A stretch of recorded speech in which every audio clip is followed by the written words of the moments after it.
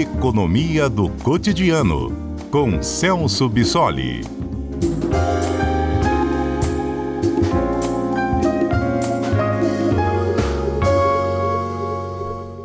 Celso Bissoli, nosso economista, sempre às quartas-feiras, nos ajuda a entender o noticiário econômico, as notícias e as decisões também relacionadas à economia do país.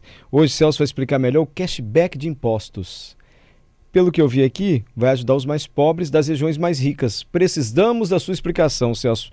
Primeiro que cashback para a gente é só comércio. Quando a gente compra alguma coisa, tem um cashback. Agora, cashback de impostos... Isso é novo, né, Mário? Boa tarde a você, boa tarde a todos. Essa é uma novidade introduzida pela reforma tributária, que vai entrar em vigor e que prevê justamente o retorno de parte desse imposto pago para as famílias que se enquadram numa determinada condição.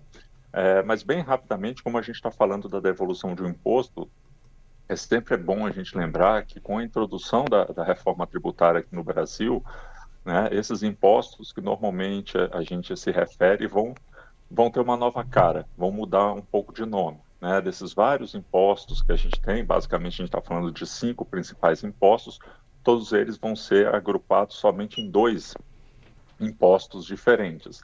Né? Um vai ser o famoso IBS, que é um imposto sobre bens e serviços, né, que vai juntar o ICMS, que a gente conhece, né, que é o Imposto sobre Circulação de Mercadorias e Serviços, e o ISS, que é o Imposto sobre Serviços. Então, esses 2 impostos vão se transformar no IBS, enquanto o PIS, COFINS e o IPI, né, vão se transformar no CBS, que é a Contribuição sobre Bens e Serviços. Né? Então, a gente vai sempre falar desses 2 grupos de impostos, que são os novos impostos introduzidos pela reforma tributária.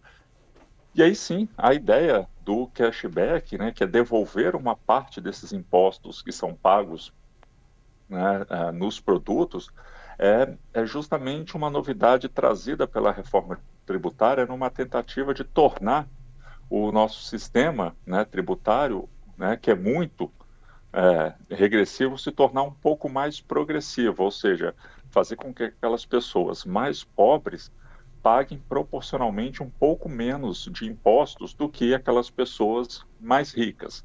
Né? E como isso vai funcionar? Né? O que está previsto na reforma tributária é que haja a devolução desse imposto, né, desses valores, de até 100% do valor pago na contribuição sobre bens e serviços, ou seja, nesse CBS, nesse novo imposto que engloba PIS, COFINS e o imposto sobre produtos industrializados. Então, 100% desse valor vai ser devolvido para as pessoas, né, e 20% do imposto sobre bens e serviços, esse IBS. Né? E essa devolução de imposto, né, vai ser possível de ser feita justamente no consumo, né, na compra daqueles bens considerados essenciais. Então, isso vai se aplicar, né, nas contas de água, de esgoto, de energia, de telefonia, de internet, no consumo de gás e cozinha. Ou seja, quando as famílias mais pobres, e aí a legislação sobre isso estabelece quais pessoas vão se enquadrar nessa condição, né, ao consumirem esses produtos, vão ter a devolução, né, de 100% do CBS e 20% do IBS. Nos demais produtos que vão ser consumidos por essas famílias, aí sim o ressarcimento vai ser de 20%, tanto sobre o CBS quanto para o IBS. Né? Então, nesses produtos essenciais, a devolução vai ser maior e nos demais produtos uma devolução um pouco menor, Mário. Perfeito. Isso pode ter um custo, pensando naquele ditado, nunca tem almoço de graça? Alguém vai pagar essa conta?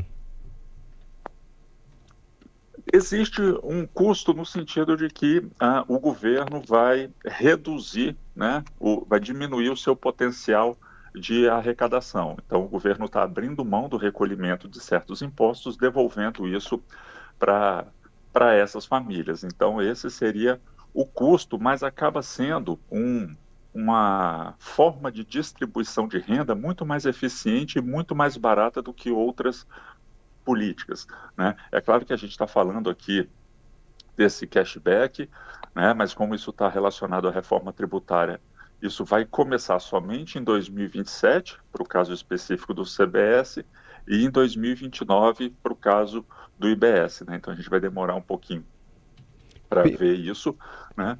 Sim. Não, perfeito. E a gente, de fato, vai ter uma simplificação na maneira de pagar impostos? Você falou, vai trocar tudo por 2. Vai ficar mais simples, você acha, Celso? Sim, a ideia é tornar o sistema tributário muito mais simples, resolver alguns dos problemas que nós temos com o nosso atual sistema tributário. Não, nesse caso, a gente vai juntar esses impostos no sistema IVA dual, com cobrança no destino. Então, isso promete resolver alguns problemas, inclusive problemas clássicos de disputa entre regiões, entre estados, na famosa guerra fiscal.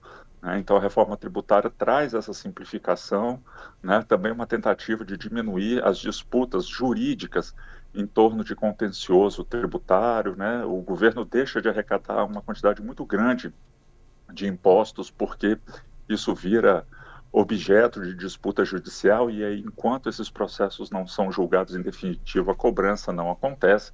Esse valor está na casa dos trilhões de reais hoje aqui no Brasil. Então, promete essa simplificação e tornar o nosso sistema tributário muito mais eficiente. E do ponto de vista da distribuição de renda, essa medida também é importante. E aí, só para complementar, né, a gente está falando das famílias de baixa renda que vão ter essa devolução desses recursos, né? São famílias que hoje, né, têm uma renda mensal por pessoa, né, per capita, de até meio salário mínimo, né, e que estão inscritas no CAD único. Então, hoje a gente está falando de aproximadamente 95 milhões de pessoas que estão nessa situação. Então, a gente está falando de um percentual importante da população brasileira que vai ter acesso, né, a essa devolução de recursos, né? Então, a gente, além desse ganho de eficiência do sistema tributário, a ideia é atacar justamente esse problema da regressividade